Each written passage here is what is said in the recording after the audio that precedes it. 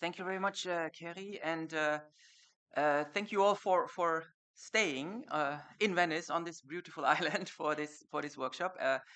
First, really thank you very much to CO2 GeoNet for helping us to organize this or hosting this workshop and actually organizing it for us, I have to say. Thank you very much. In a way, it's the most important day for me, me being here, and it's also the most important reason why I can stay here for 4 days and learn a lot about CO2 storage over the last 3 days. There's no end to this. So, 4 quick points. Why are we here, and why are we doing this workshop? The first point is it's a really a key topic for the European Commission inside DG CLIMA, who is currently driving this CCS developments, because we have projected in our climate models, in our climate projections for net zero, that we need to rely on capturing CO2 a lot to reach net zero.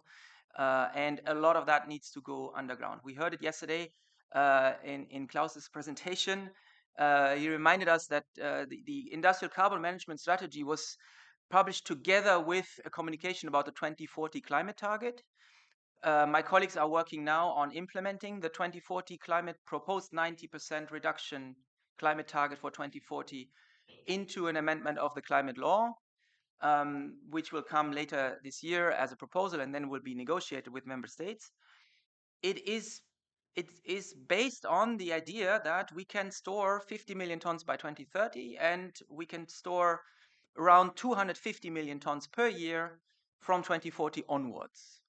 And this is a huge amount of stuff, considering where we are now, even though we have many years of experience with EUR, with Quest, with other projects that have tried to do that. So why is that a key topic? Because we need to know whether that's realistic. What do I mean with this? So just NZIA, 50 million tons. The regulation says you have to operate the site for 5 years minimum. So that's 250 million tons in capacity, storage capacity, not injection capacity, storage capacity. 250 million tons per year. Then let's say at the very least, we need to run it until 2050, so 10 years. And then industry doesn't find a miracle in 2050 to stop needing this, so maybe longer, but let's say 10 years. We talk about 2.5 gigatons of storage capacity in Europe. So then if we say, look, this is not something you can switch on, switch off, so then some of that will start already between 2030 and 2040, will run longer. So our gut feeling is we're talking about roughly 3 to 4 gigatons of storage capacity that we need to find in the next 2 decades, basically. Actually, we need to find it much earlier in order to have it ready when it's needed. So what we have done is we have created a single market for CO2 with the ETS, and we have clarified that this covers also a single market for captured CO2 in the industrial carbon management strategy. And we have, with the Net Zero Industry Act, introduced a new commodity into the single market, and it's called operational injection capacity, because that's what emitters need in order to rely on this climate solution. So that's the first point why this data workshop that we have today is really the most important from our point of view. The second point is there is actually good news this week, not just the conference, the weather and everything, but also good news relevant to today's discussion and before, because just yesterday, our friends from the IOGP Trade Association published their newest map of CO2 storage projects in preparation in Europe. And they send it not just to me, to everyone, I guess, who is on their mailing list. So they say there are 23 projects in the EU in progress that will have a capacity of 41 million tons per annum injection capacity. So that's great, because we are almost there with NZIA, and it's reassuring for our portfolio in the Innovation Fund. But they also say that in Europe as a whole, so including Norway, Iceland, and the UK, it's 52 projects that are in progress, and they aim at an injection capacity of 126 million tons. So that's also great.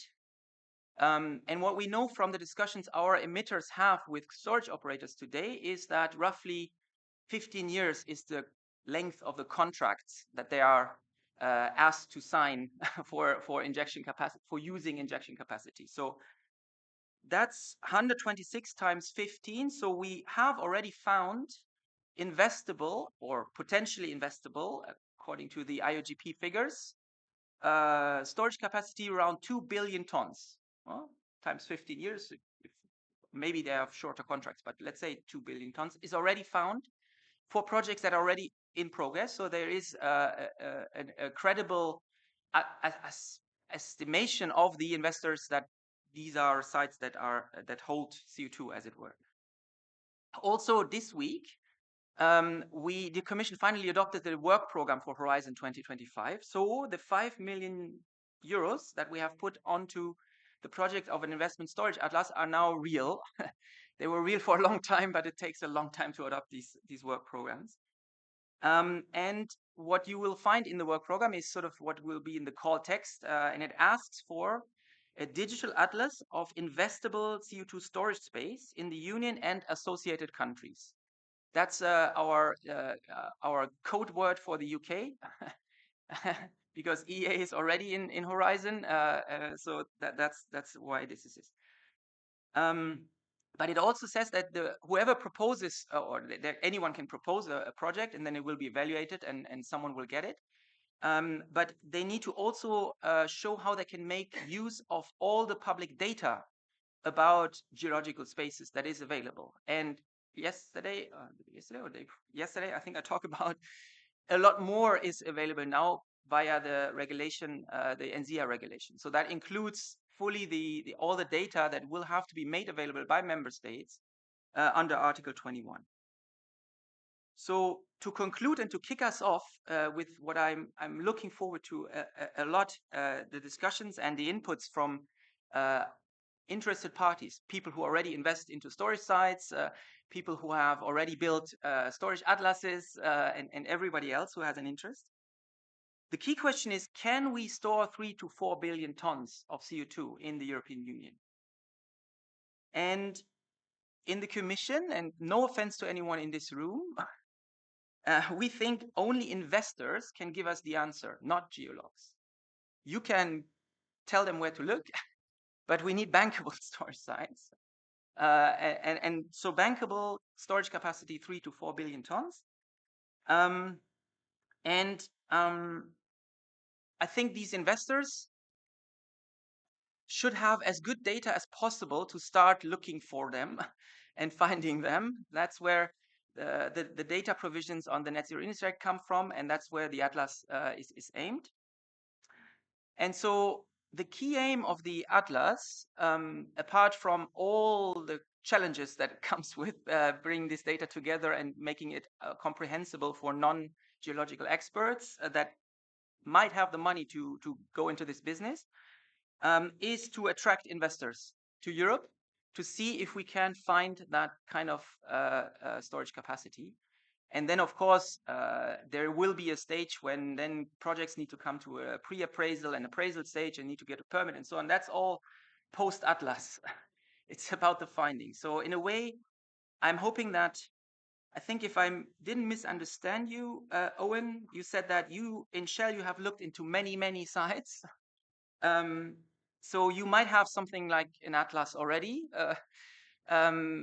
I think it would be great if we had something like this as a public good to attract as many investors as possible.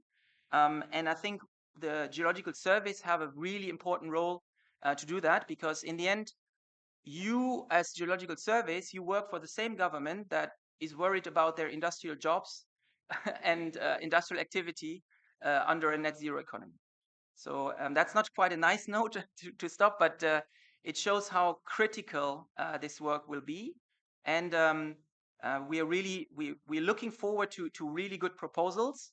And then, of course, after whoever wins this, we hope that they can come back next year to the conference, and you will support them and work with them to make a best possible outcome of this activity. Thank you very much. And the workshop is open. I think I have to say that.